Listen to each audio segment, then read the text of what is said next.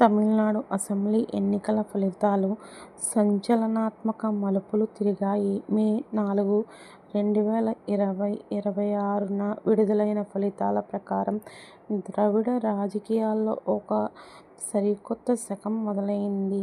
నటుడు విజయ్ స్థాపించిన టీవీకే తొలి ఎన్నికల్లో 108 స్థానాలు గెలుచుకుని అందర్నీ ఆశ్చర్యపరిచింది. ముఖ్యమంత్రి స్టాలిన్ తన సొంత నియోజకవర్గమైన కొలత్తూరులో టీవీకే అభ్యర్థి చేతిలో ఓడిపోవడం గమనార్హం.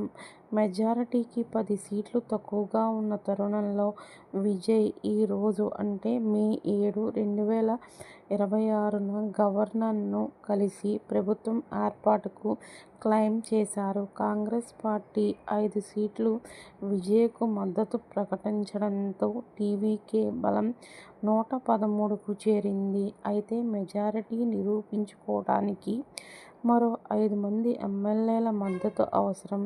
ఓటమిని అంగీకరిస్తూ స్టాలిన్ మే 5న ముఖ్యమంత్రి పదవికి రాజీనామా చేశారు. ప్రస్తుతం తమిళనాడు రాజకీయాలు అత్యంత ఆసక్తికరంగా మారాయి.